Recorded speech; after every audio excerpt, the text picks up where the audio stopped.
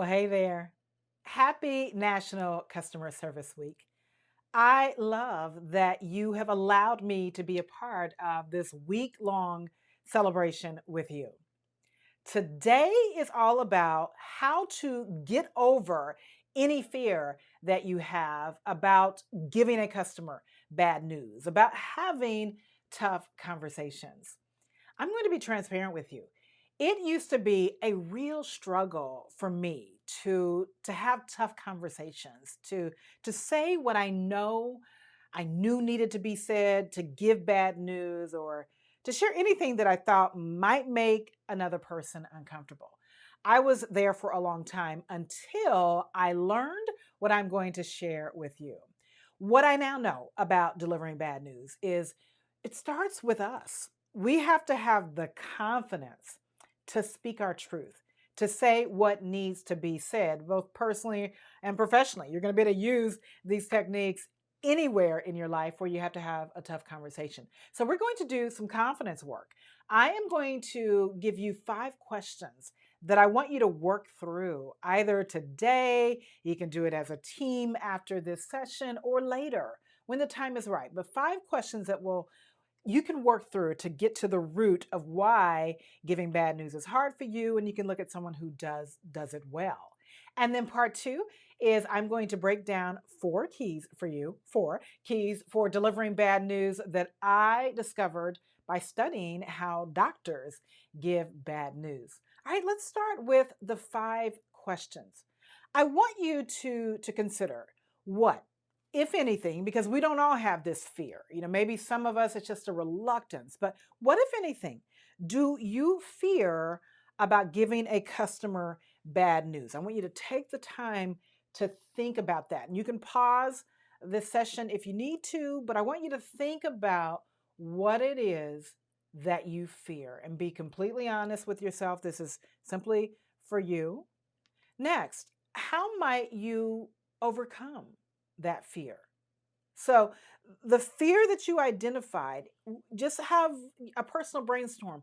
What might I do? Is that getting feedback from another person? Is it sitting side by side someone who has really mastered the art of having tough conversations? Is it reading? Is it taking a class such as this one? But whatever that is for you, before you go to the next question, I want you to just brainstorm what you might do to overcome this fear. Now, knowing yourself and your experience in giving bad news. And you can think about this personally or professionally, because the thing is, if you get better at having tough conversations personally, you're going to be better at work, and then vice versa. So, knowing yourself and your experience in giving bad news, what potential pitfalls do you need to overcome to talk to a customer about lousy news? I use the word lousy instead of just bad here, but it's lousy for the customer. What do you need to do? For me, I noticed one of my pitfalls when it came to having tough conversations with clients is I would rely too heavily on email, or I would even leave a voicemail after hours, intentionally dodging that actual conversation. And that was me just being aware that I was avoidance was my pitfall. So, what is a pitfall for you? Do you tend to stray away from the topic? Do you get nervous? Do you let the customer throw you off, or do you avoid, like I did? But whatever that is for you. All right. Fourth question. Who on your team, on your work group, in your contact center, your department, who on your team do you consider to be confident and successful when it comes to giving bad news to customers? I mean, you think about somebody who you've heard them or you've heard of their technique. They don't shy away from it. They are not intimidated. They get the customer to accept their word as final. So, who watching this video with you or on your team has done a great job with bad news? I want you to get their name in your head or even write it down if you're taking notes. And that's going to be important for our final question here. What is one thing that person that you just identified? What is one thing that they do that you might try? I mean, what is working for them? When I did this exercise myself, I thought about my sister. My younger sister is assertive and she's confident and she has those tough conversations. One thing I noticed that she does is she does it immediately, and she'll pick up the phone. So she didn't have the delay tactics, she didn't have the avoidance tactics. And I thought maybe I could do two things that my sister does. I could hold the conversation immediately, and I can do it over the phone and not try to hide behind email or text. So I want you to go through each of these questions. Take the time, don't rush this, and really ponder it. And this is great for a group discussion. And then when you're ready, then you can apply that newfound confidence that will continue to grow with the four keys, which is now part two of this program. It was a doctor who inspired me to learn the best way to give bad news. And it was a personal situation with my dad. My dad learned that he needed to have a quadruple bypass and to have three of his heart valves replaced.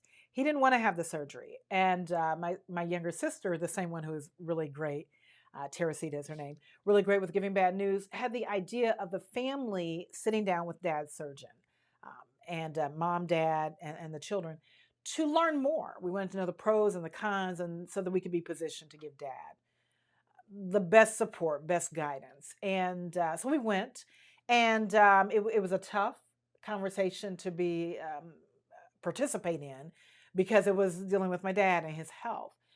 We met with the doctor for about 45 minutes, and I'll spare you all the details of that conversation, as enlightening as it was, as helpful as it was for that situation. But I want to share with the takeaway. I walked away impressed with how confident the doctor was in saying the hard things, how open he was to our questions, how transparent he was when he painted the picture that wasn't a good picture if should dad not have the surgery. I walked away impressed with his communication ability. So impressed that once dad did have the surgery, he did have it and he pulled through just fine. After months after that, I then began to interview doctors about how they prepare to give bad news in life and death situations and all of their impossibly hard situations. And I learned that doctors have four keys that they use for giving bad news. Dad's surgeon used every one of the keys. I'm going to break them down for you now, adapting them because most of my clients are not in the healthcare industry. Many are, but most are not. So I'm going to adapt them to a business to customer relationship. And let's look at the four keys for delivering bad news. I've got them listed here, but you know what? Let's just jump right into the first key, which is be clear. When you have to give a person, personally or professionally, as in a customer, bad news, the first thing I want you to do is focus on being clear. How? I want you to explain the issue. And as you explain, you're brief, no preamble, no fluff, no excessive apology. You're just going to get right in there, and it is what it is, and you need to just say it. Dad's doctor did that so eloquently. I remember asking in that meeting, what if dad opts not to have the surgery? Because that's where dad was leaning. The doctor said, well, if Albert does not have the surgery, what we're looking at is in less than 2 years, he'll likely be dead. I mean, he just said it. He was clear. And while that may sound a bit blunt, you need to know the full picture so that you can make the right decision. I want you to be that direct with a customer friendly tone, of course, but that direct. I want you, as you're being clear, to focus on being assertive, not passive, not aggressive, but to be assertive. My definition of assertive is to say what you mean what you say, and don't be mean when you say it. And then I want you to lace that with the confidence, your newfound confidence. So step one is be clear. Step two is I want you to acknowledge the impact.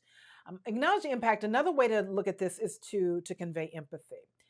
When my dad's surgeon talked about dad needing to make the decision and need to make it fairly quickly because my dad could get to the point that his heart would be too weak for the surgery. So he needed to decide within a couple of months, if he was going to have it. And I remember the doctor saying to dad, I know this is not an easy decision. This is likely the heaviest decision of your life. So he acknowledged that it was hard. That's what I want you to do. After you've clearly explained the issue, acknowledge that impact. And we do that because recognizing the person's concern is going to help you preempt an escalation. It keeps people out of that emotional right brain. When you convey empathy, that emotional right brain is where people are going to react emotionally.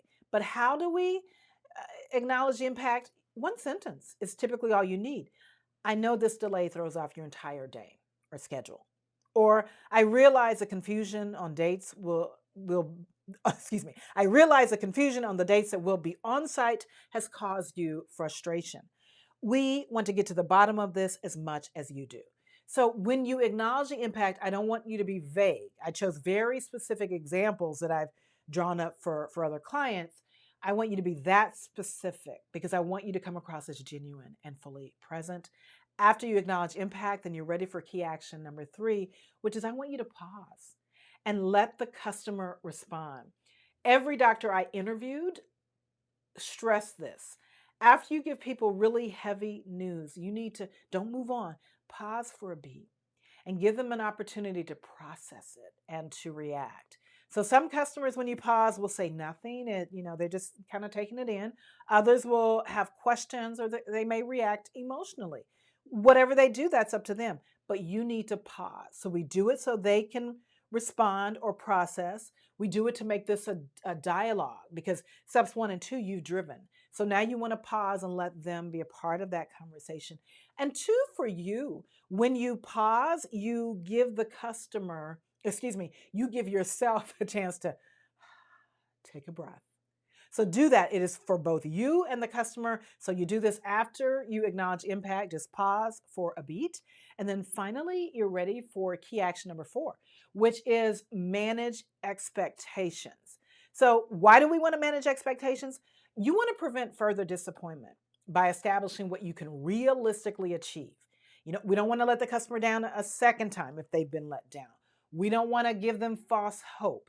We don't want to tell them that we'll have this done in 2 business days when we know we're looking at 21 days. So we're going to manage expectations. Dad's doctor managed expectations when he told us that if your dad does not have the surgery, you're looking at death faster than it needs to happen. And he even painted a more graphic picture. He said, and it won't be a pretty 2 years. Dad will lose the ability to walk, and then from there he'll be bedridden. He managed expectations by letting us know what would happen if Dad chose a specific route. We need to be that clear in managing expectations, that transparent. How do we do that? I want you to be transparent, avoid assumptions. I want you to keep customers apprised, keep them in the loop. If I put this in red here, I don't know if you have options, but if there are options, well, this is the perfect time for you to present those options. All right, there you have it. So, quick summary. We're going to start with the confidence work. And this is for the people who are like I was, where you really struggled when you had to say no, tell people what they don't want to hear. You feared that your words might make a person uncomfortable, or maybe you avoid conflict. There are a lot of us out there. Start with the confidence work if that is you. Take the time. Couple the confidence work with the 4 keys the doctors use. I know the keys seem simple, but I promise you, with your newfound confidence and this focused method the doctors use, you can give bad news without fear of backlash. You can give bad news in such a way that you are confident and that you guide your customers to the next steps. You can give bad news in such a way that customers accept your word as final. All right, I wish you success. Thank you so much for meeting me here today.